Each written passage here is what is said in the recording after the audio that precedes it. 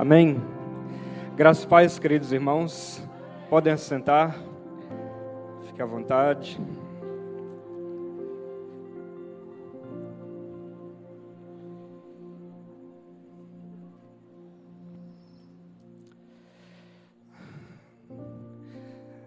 Obrigado, pastor Salim, pelo convite de trazer a palavra essa noite, essa igreja tão querida.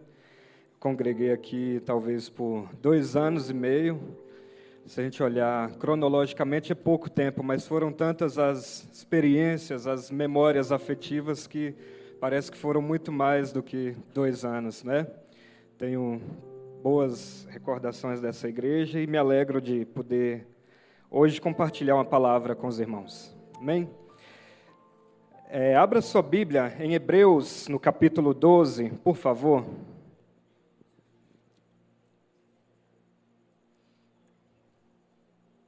Quero falar sobre perseverança na jornada da fé.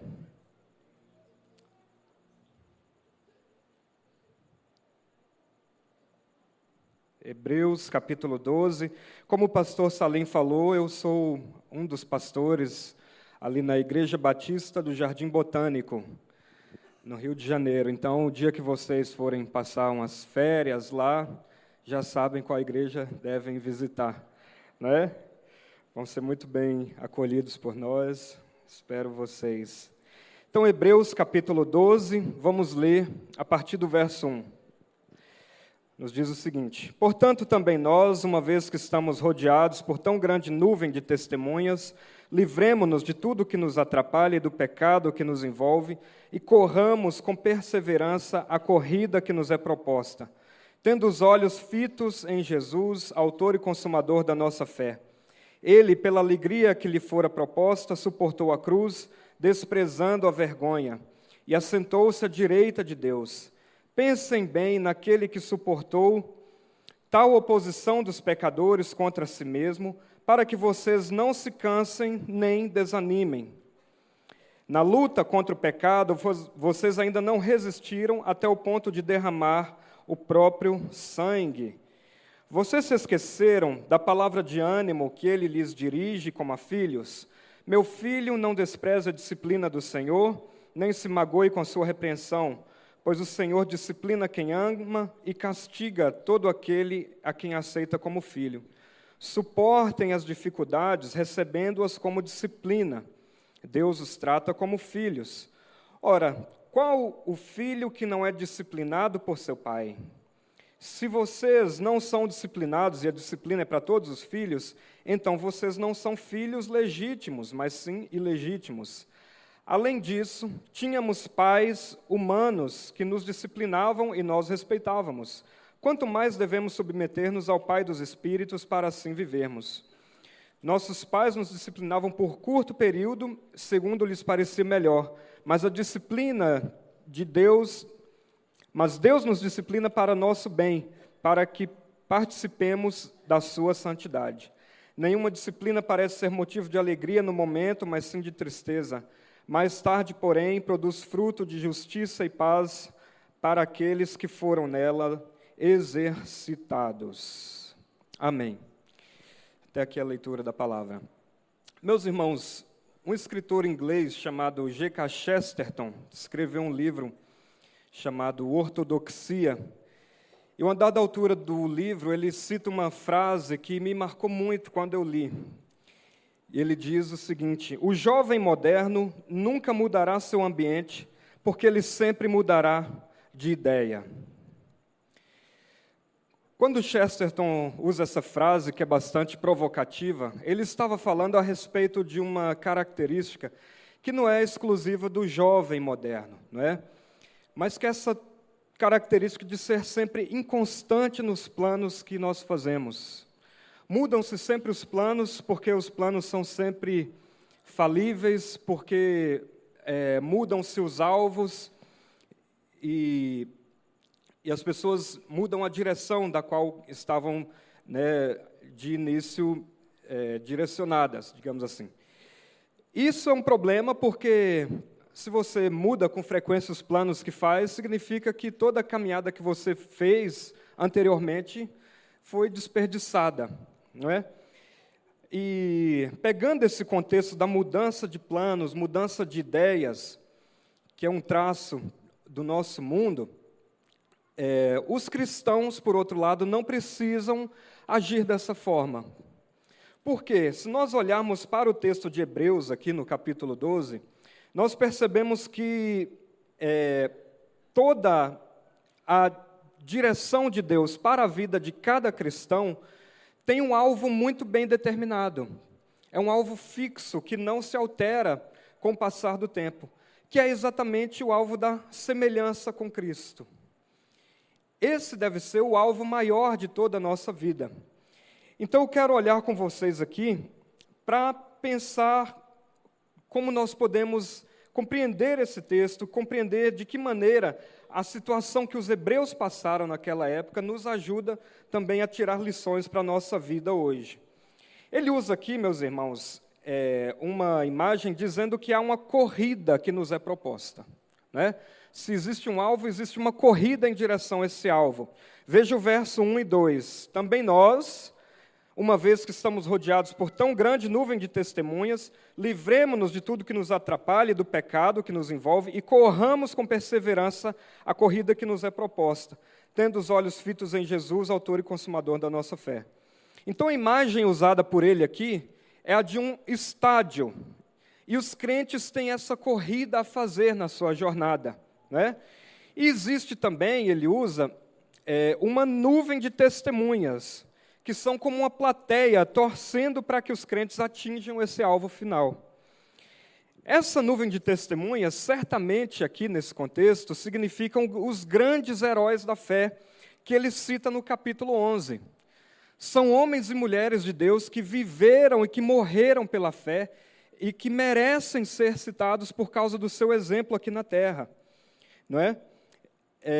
Não significa necessariamente, quando ele fala que nós estamos rodeados por eles, que essas pessoas nos veem aqui na terra, pessoas do passado.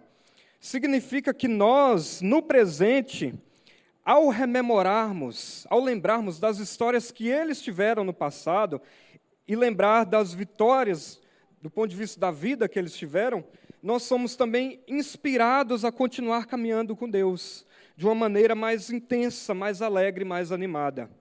Isso é importante para nós, né? Precisamos, talvez no começo do ano, de uma injeção de ânimo. Às vezes a gente tem a sensação de que no final do ano a gente está esgotado de muita coisa, do trabalho, do cansaço, da rotina, e começa o ano, se nós não formos de fato inspirados por Deus, a situação não muda.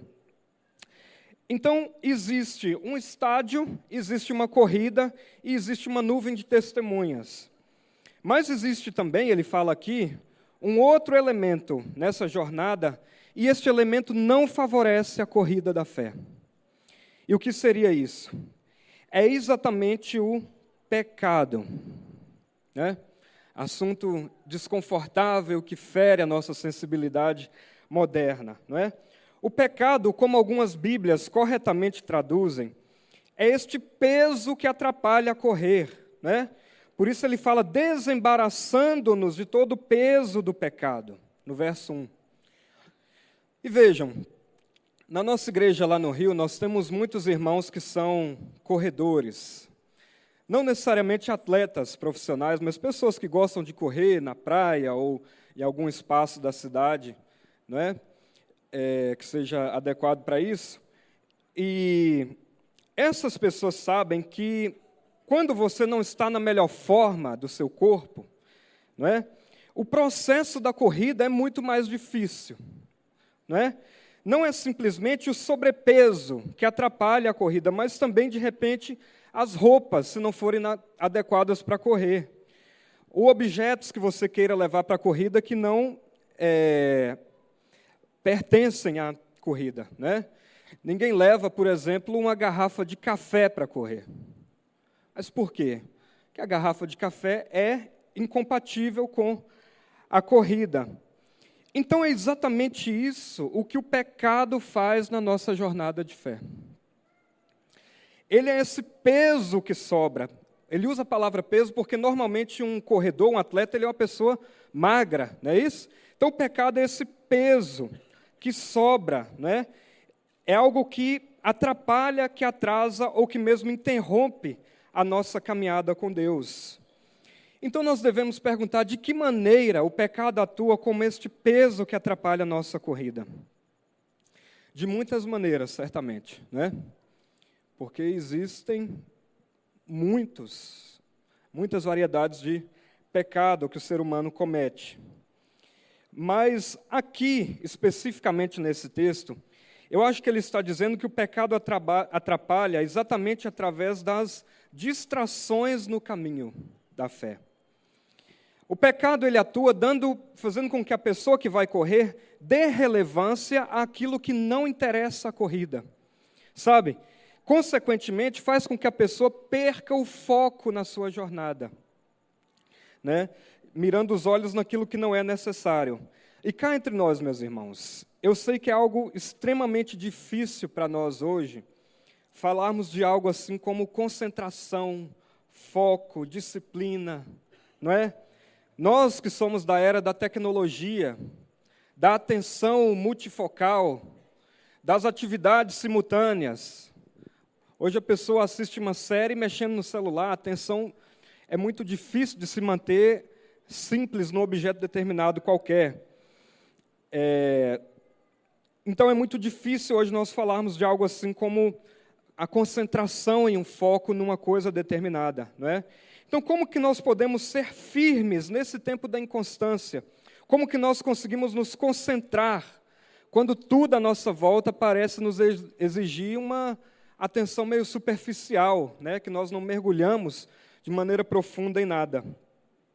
Bem, o verso 2, eu creio que nos responde isso. Veja o que está escrito aí.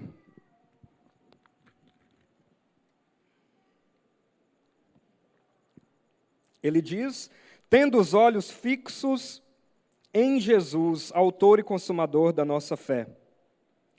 Por que isso é importante? Porque os olhos são aquilo que miram o alvo em direção à mobilidade do corpo. Não é isso? Eu olho para um determinado lugar e começo a caminhar nessa direção. Então, quando os olhos estão firmes em Jesus Cristo, é mais fácil de nós continuarmos a nossa jornada de fé. Quando nós não nos distraímos no caminho com pecados das pessoas, com situações, com diversidade de lutas que nós passamos, mas que nós focamos os nossos olhos em Cristo, isso nos ajuda a caminhar na nossa fé. Então a aplicação para nós é a seguinte, meus irmãos: lute contra as distrações do pecado e firme os seus olhos em Jesus Cristo. Por que isso é importante? Porque eu fico impressionado, às vezes, com a quantidade de pessoas que ficam pelo caminho, né, se desviam, porque tiraram os olhos daquilo que é essencial no que tange a sua fé. Pessoas que talvez vieram para a igreja com expectativas erradas. Pessoas que lotam as igrejas evangélicas hoje porque querem receber uma bênção de Deus financeira, uma bênção na família. Sabe, o que não é errado necessariamente, mas que é muito pouco. Porque Paulo nos diz que se nós esperarmos de Cristo somente para essa vida, somos os mais miseráveis dessa terra. Então, pessoas se frustram na fé porque têm expectativas erradas sobre a igreja, pensam que a igreja vai ser também um lugar perfeito. E não é, porque a igreja é a congregação de pecadores, lavados e redimidos por Cristo, mas continuamos sendo pecadores, não é? Outras pessoas se desviam porque se encantam por filosofias que são incompatíveis com a fé, escutam um vídeo qualquer na internet de uma pessoa que está no fundo do poço e compartilha ali o seu veneno, não é? E a pessoa se encanta com aquilo e fala, eu acho que caminhar com Jesus não é legal mesmo não, e passa a ter como referência o tio João da internet. Isso é só um exemplo, eu não faço ideia de se existe alguém com esse nome, né? Até isso a gente tem que dizer hoje. Mas isso é um problema, não é? Há pessoas que se frustram porque ouviram tantas vozes durante a caminhada que já não conseguem mais simplesmente ouvir a voz do próprio Deus. Tudo isso, meus irmãos, são distrações do pecado querendo tirar o nosso foco, sabe? E na nossa vida, aqui na terra, nós teremos sim alvos, planos, sonhos a serem realizados, mas que nada venha tirar a nossa atenção no reino de Deus e na sua justiça, para que você continue a sua jornada de fé. Há uma música, e é engraçado porque eu fui conhecer essa música quando eu morava em Cacoal, aqui ainda, do Tiago Grulha, e eu gostava de tocar essa música no violão antes de fazer o meu devocional. A música se chama Fala Comigo. Vejam o que está na letra dessa música. Silencio o meu coração e elevo aos céus meu pensar. Eu me prostro em adoração, tua presença eu desejo experimentar. Te consagro ouvidos atentos e uma alma sedenta por ti. Eu sou um filho tão frágil e pequeno, mas a tua graça é o que me faz prosseguir. E o refrão ele diz, fala Senhor, fala comigo, quero ter comunhão com o meu melhor amigo. Fala Senhor, com tua voz tranquila, abra o meu coração, é tua minha vida. Eu acho linda a letra dessa música, mas o que me chama a atenção logo de saída é a maneira como ele inicia a música. Ele diz, né, silencio o meu coração e eleva aos céus meu pensar. Muitas vezes, meus irmãos, para nós rompermos com as distrações do pecado e olharmos para Cristo e ouvirmos a voz de Deus, a primeira coisa que nós devemos fazer é sim silenciar a voz do nosso próprio coração. Sabe? Porque por vezes nós estamos tão agitados com assuntos diversos, com notícia, com esses coisas de rede social que acabam nos estressando, e nós ouvimos tantas coisas que já não conseguimos mais ouvir a voz do próprio Deus. E não se engane, porque não existe mente vazia, sem conteúdo. Nós não somos budistas, sabe? Não pensa em nada, isso não existe. Ou a sua mente está pensando em coisas que edificam a sua fé, ou a sua mente está contaminada por algo que não devia estar. É simples assim. Então nós precisamos ocupar a nossa mente com a palavra de Deus, para que nós possamos ouvir de fato a voz do Senhor no nosso dia a dia. Então esse é um primeiro ponto, nós precisamos silenciar o nosso próprio coração. E é preciso, em segundo lugar, romper com o peso do pecado. Se o pecado é, por um lado, as distrações que nós temos no caminho, ele é, por outro lado, esse peso, não é? Que é o peso de algo que simplesmente não devia estar na nossa corrida. Então, de fato, existem coisas que precisam ser abandonadas na nossa vida se nós quisermos continuar a nossa jornada de fé. Pecados como mentira, falsidade, arrogância, ira, o orgulho, a preguiça, sabe?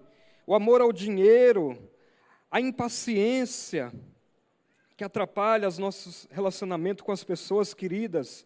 Quantos são os desafios? Essas e outras coisas são coisas que nós devemos deixar para trás, se quisermos servir a Deus seriamente, sabe? Se quisermos a nossa vida firme no altar do Senhor. Eu não sei quais são as coisas que você particularmente precisa romper. O que eu sei é que na jornada de fé não vale tudo. Não se engane. Jesus Cristo disse que aquele que quiser vir após mim, negue-se a si mesmo diariamente, tome a sua cruz e depois siga-me. E para surpresa de 0 pessoas, neste momento, muitos deixaram de seguir. É natural, quando se fala de renúncia, aí é onde a coisa aperta, não é? Então, eu e você precisamos abandonar certos pecados que têm um potencial destrutivo de tudo aquilo que é belo, que o Senhor quer construir na nossa vida, não é? Então, existe, nessa jornada da fé, um desafio que é o desafio do pecado. Mas existe também, ele fala aqui, do desafio do sofrimento. Vejam a estrutura que o autor aos Hebreus está nos mostrando. Se por um lado, o desafio da caminhada perpassa os nossos próprios pecados, o nosso próprio coração que é mau. Em segundo lugar, nós somos também desafiados a caminhar na fé por conta do pecado de outras pessoas. Veja o verso 2, que fala sobre Jesus, não é? Ele, pela alegria que lhe fora proposta, suportou a cruz, desprezando a vergonha, e assentou-se à direita de Deus. Pensem naquele que suportou tal oposição dos pecadores contra si mesmo, para que vocês não se cansem nem desanimem. Eu chamo a sua atenção para essa parte do verso. Vocês não se cansem nem desanimem. O que ocorre? A comunidade dos hebreus, ali no primeiro século, estava passando por dificuldades em função da sua fé. Nós, na nossa vida, passamos por dificuldades por variados motivos. Mas, se nós formos honestos, pouquíssimas vezes na nossa vida nós passamos dificuldades reais por causa da fé no Senhor. No nosso país nós temos algo como a liberdade religiosa, né? E não temos assim algo tão rígido como são países fechados, onde os irmãos cultuam o Senhor escondidos, sem poder falar tão alto naquelas cavernas, não é? Então, a comunidade passava por essas dificuldades ali dos hebreus, e isso gerava neles um desânimo de continuar servindo a Deus. Sabe? Nós não sabemos dos pormenores, mas tudo indica que era uma geração mais velha de cristãos, quando a fornalha do sofrimento já tinha sido acesa, né? Então, se nós lermos, por exemplo, no capítulo 10, veja o que o autor diz à igreja. Lembrem-se dos primeiros dias, depois que vocês foram iluminados, quando suportaram muita luta e sofrimento. Alguns de vocês foram expostos a insultos e tribulações. Em outras ocasiões, fizeram-se solidários com os que assim foram tratados. Veja o verso 34. Vocês se compadeceram dos que estavam na prisão e aceitaram alegremente o confisco dos seus bens, pois sabiam que possuíam bens superiores e permanentes.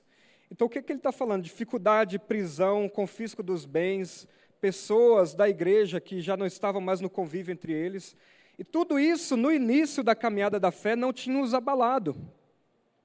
Mas, visto que a situação não melhorava, as coisas não mudavam, a igreja começou a ter esse desânimo, esse esgotamento, não é? Então, a igreja que começou bem a sua caminhada de fé, agora corria o risco de se afastar do Evangelho. Por isso, ele vai dizer também que a frequência nos cultos diminuía. E aí ele usa aquele verso, não deixemos de congregar, como é o costume de alguns. Por quê? Porque é no ambiente da igreja, onde nós somos encorajados uns aos outros, onde nós nos curamos das nossas feridas. Então, tudo isso estava ali nas entrelinhas, que estava permeando a comunidade dos hebreus, não é? E ele quer, com esse texto, então, dar uma injeção de ânimo nos irmãos. E ele usa algumas estratégias para isso. A primeira, como eu já disse, citando os grandes heróis da fé. Ele diz, olhem para a vida dessas pessoas e vejam a quantidade de dificuldades que eles suportaram por Cristo no passado, e que não passa nem perto daquilo que vocês estão enfrentando agora. Então, vocês devem ser encorajados olhando para a vida dos heróis da fé. E ele diz também que os irmãos deveriam suportar essas dificuldades olhando para Cristo. E aqui é um ponto importante para nós. Porque não era simplesmente olhar para Cristo, senão que eles deviam olhar exclusivamente para a cruz de Cristo. E, meus irmãos, foi na cruz o lugar onde Jesus, de fato, suportou a dor mais forte e cruel dos pecadores. O mais vil ataque. Na cruz, Jesus suportou aquele sofrimento olhando para além da experiência do sofrimento. Em outras palavras, ele diz que Jesus suportou tudo aquilo porque ele sabia que por trás da cruz estava o povo eleito, redimido por Deus. O Pai estava comprando um povo para si através da cruz. Então foi a alegria de saber que aquilo que ele faria lhe daria um povo, que é a igreja de Cristo, que deu a Jesus condições de suportar, meus irmãos, a coroa de espinhos, a zombaria dos homens, as palavras malditas, a covardia dos discípulos, o frio da noite, o chicote na sua carne e os cravos nas suas mãos. Tudo isso o Senhor Jesus suportou porque Ele sabia que por trás daquilo estava o povo de Deus que Ele estava comprando para o Pai. Então, foi dessa maneira que Ele suportou. E Ele diz também aqui que os crentes devem suportar as aflições, lembrando que essas aflições muitas vezes provêm de homens que são pecadores. Pecadores somos todos, é claro, mas pecadores que não conhecem a Cristo, não é? Então ele diz para os crentes se lembrarem da alegria, lembrarem dessa oposição que eles estavam sofrendo, que provinha de homens pecadores. E por que isso faz diferença? Não é? Porque se no primeiro momento nós devemos combater o nosso próprio pecado, depois nós devemos lembrar que a aflição da fé, por vezes, vem de homens que são pecadores, não são de pessoas admiráveis. Então, com isso, nós devemos entender o seguinte, meus irmãos: o povo de Deus precisa se livrar do desejo de ser popular para o mundo. Sabe? Vejam, o motivo pelo qual Cristo subiu ao Calvário e suportou alegremente aqueles sofrimentos foi porque Ele não estava interessado em receber qualquer glória humana. Porque Ele sabia que essa glória provinha de homens que não mereciam a sua admiração.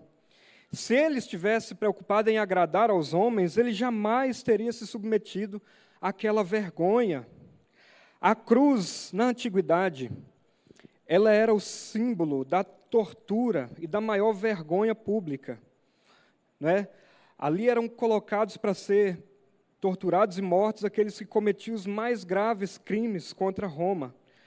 E Jesus, Ele aceitou ser ridicularizado na cruz, porque Ele desejava obedecer unicamente a Deus e ao plano de Deus. Quem eram estes que crucificaram Jesus? Homens perdidos, perversos.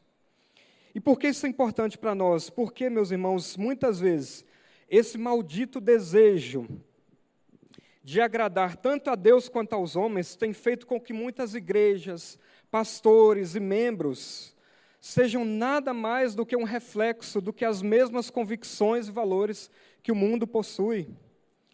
Quantos pastores cedendo a pautas contrárias à palavra de Deus, para poder fazer uma média com o mundo, para ocupar esses espaços de influência do mundo.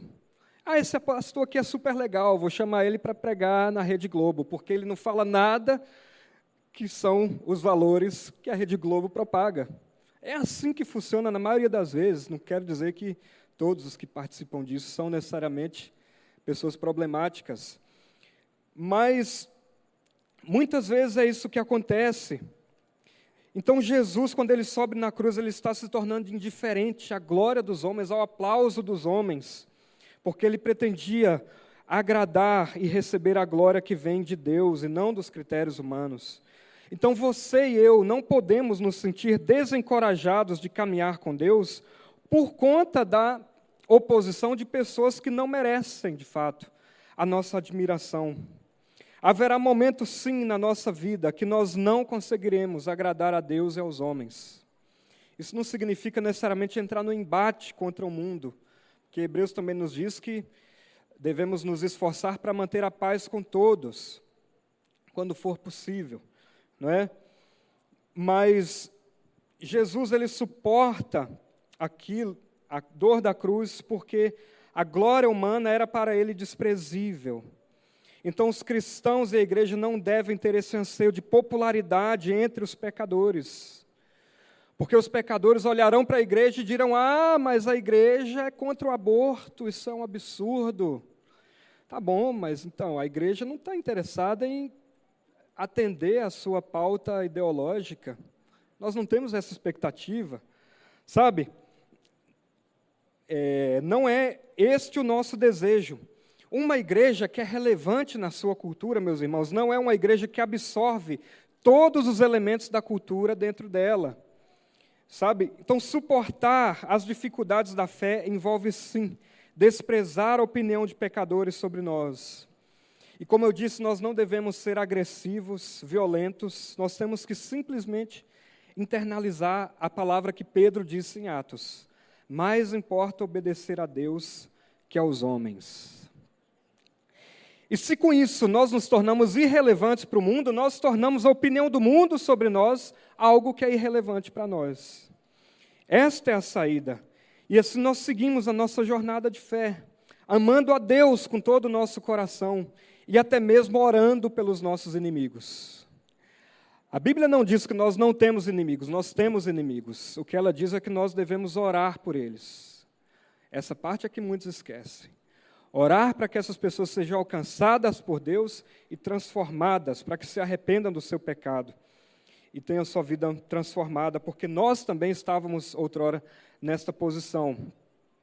Na parte final do texto, não quero ler tudo, mas o que está em jogo aqui, para nós recapitularmos, se no primeiro momento ele fala dos nossos próprios pecados, que desafiam a nossa caminhada, no segundo momento são os pecados de outras pessoas, no terceiro momento ele fala de um tipo de sofrimento que é a disciplina do próprio Deus, né? E o argumento dele é duplo para que nós possamos suportar essa disciplina. Primeiro, nós não devemos rejeitar a disciplina por conta de quem ela provém. E ela provém do Senhor. O Senhor corrige a todo o que Ele ama, é o que Ele diz em seguida. Então, por que aceitar a correção do Senhor? Porque a comparação é a seguinte: os nossos pais nos corrigiam para esta própria vida presente. Uma criança que é bem educada, um adulto que é bem educado, com certeza, sabe que tem um pai por trás contribuindo com esse processo, né? Foi assim com todos nós. Só que se a correção dos pais, ela abençoa a vida do crente aqui, na vida presente, a correção de Deus, ela abençoa a vida do cristão para a vida eterna. Então, muitas vezes, a disciplina do Senhor vem para que nós não cometamos mais pecados e nos atolemos ainda mais na nossa vida de pecado. Paulo fala em 2 Coríntios, capítulo 7, por exemplo, de uma tristeza segundo Deus. Ele fala, a tristeza segundo o mundo produz morte. Quem é que gosta de tristeza? Ninguém, de maneira nenhuma. E a Bíblia não é apologeta da tristeza, de pessoas rancorosas, com a cabeça baixa, de jeito nenhum. Mas Paulo fala, olha, eu me alegro porque a tristeza, segundo Deus, atingiu essa igreja. Por quê? Porque a igreja precisava se arrepender dos seus pecados. E há pessoas que estão na igreja por tantos anos e que talvez nunca experimentaram isso de verdade. Um arrependimento, um quebrantamento, um convencimento de que precisa radicalmente da graça de Deus, que deve se arrepender, que deve se humilhar e clamar a Cristo pelo perdão dos seus pecados. Então, a correção de Deus nos santifica para a vida eterna. Nossos pais nos corrigiam, diz ele também, segundo lhes parecia melhor. Entenda o seguinte, a irmã falou sobre perdão aqui, tem pessoas que às vezes têm rancor dos próprios pais, porque acham que eles pegaram pesado demais na disciplina, eu entendo tudo isso, que não é nada agradável. De todo modo, o autor está dizendo que eles nos corrigiam segundo lhes parecia melhor. Não necessariamente era o melhor mesmo, nossos pais podem falhar, sim, na educação, mas entenda que a intenção era a melhor.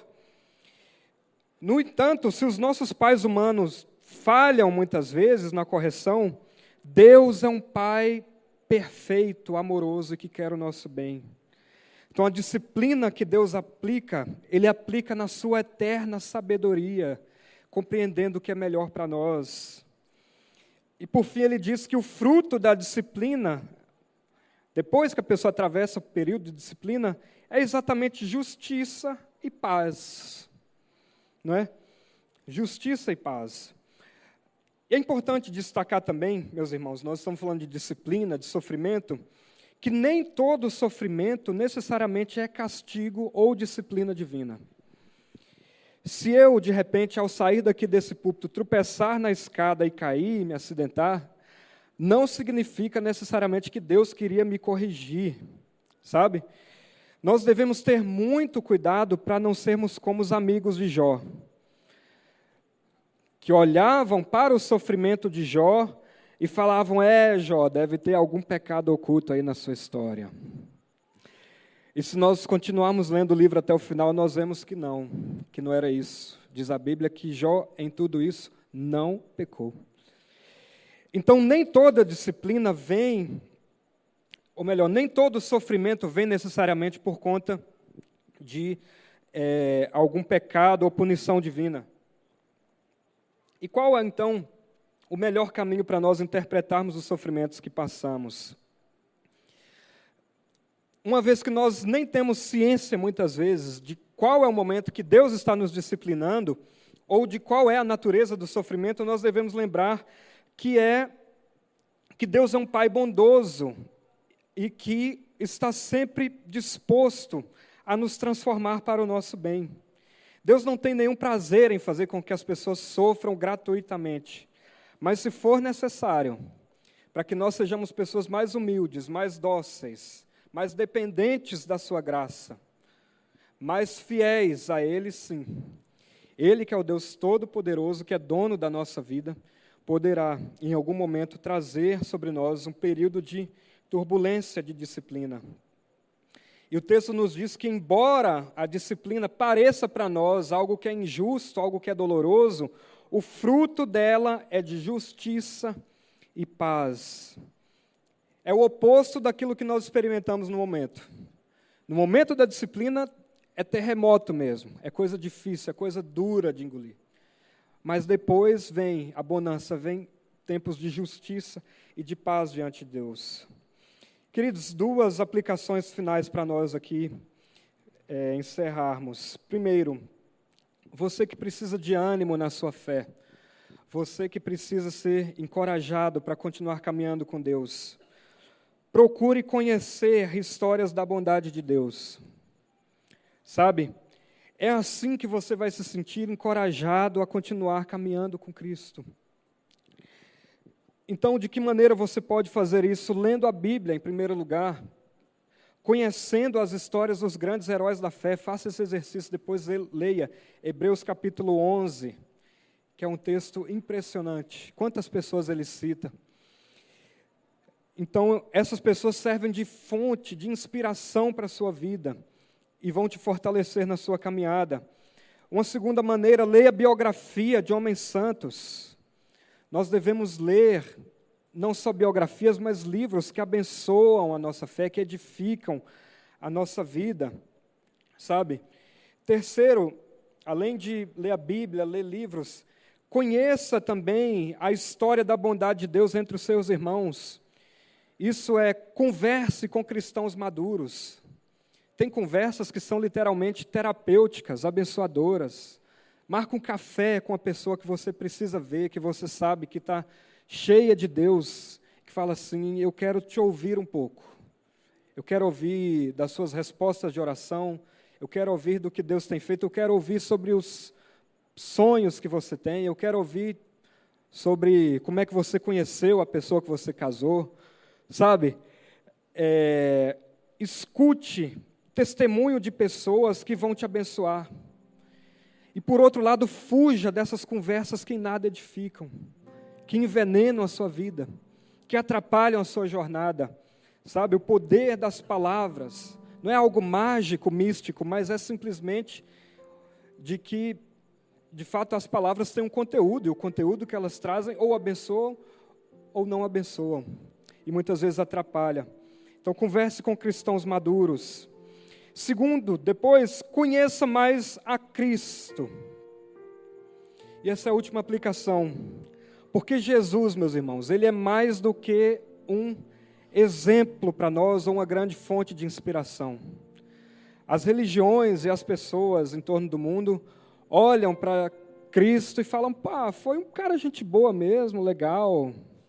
Falou sobre amor ao próximo, não é isso? Repartiu o pão com as pessoas, cuidou, uma espécie de socialista, gente boa, mas, meu Deus do céu, Cristo não se reduz a isso. A pessoa de Cristo não se reduz a isso, Ele é o Filho de Deus, e Ele é muito mais do que um exemplo a quem nós vamos seguir. Ele é mais do que o homem perfeito, Ele é o Deus encarnado que veio à terra para cumprir o grande plano da redenção do Pai. Então Ele é o nosso Salvador, foi Ele quem nos abriu um novo e vivo caminho de Deus para Deus. E foi mediante a sua palavra que nós somos agraciados com o dom da fé. Então conheça mais a Jesus, se inspire sim no exemplo de Cristo, mas lembre-se sempre que Ele é o Salvador da sua vida. E Ele é quem deve acompanhar a nossa devoção, a nossa piedade. Mantenha os seus olhos fixos nele, firmes nele, como o autor diz. E com isso você vai encontrar a força e o vigor para continuar a sua jornada de fé. Amém, meus irmãos? Vamos orar nesse momento, antes de cantarmos uma canção, ou devolver a palavra ao pastor.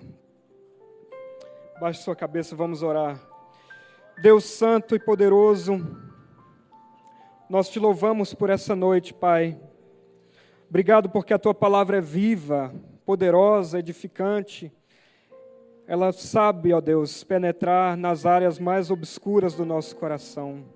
Sabe falar conforme a necessidade do que precisamos ouvir. E todos nós, Senhor, queremos ser alimentados por Ti. Queremos ser firmes na nossa jornada de fé. Nos ajuda a aprender, Senhor Deus, com a história de homens santos que a Tua palavra nos apresenta. A termos os nossos olhos também firmes em Cristo e a desprezarmos, Senhor Deus, quando as vozes do mundo se oporem à nossa fé, que simplesmente possamos ignorar tudo aquilo que eles dizem e que os nossos ouvidos, por outro lado, estejam atentos à Tua voz, que é poderosa, que penetra no nosso ser. Ó Deus Santo, visita esta igreja, visita os pastores, a liderança, que cada irmão tenha, a cada dia, no ano de 2025, uma fé viva, alegre, vibrante, Senhor, cheia do Espírito Santo, cheia da Tua graça, cheia do Teu poder, para continuar caminhando contigo, Senhor Deus, com alegria e santidade. Nós te agradecemos, em nome de Jesus, por este tempo. Amém. Amém. Graças a Deus.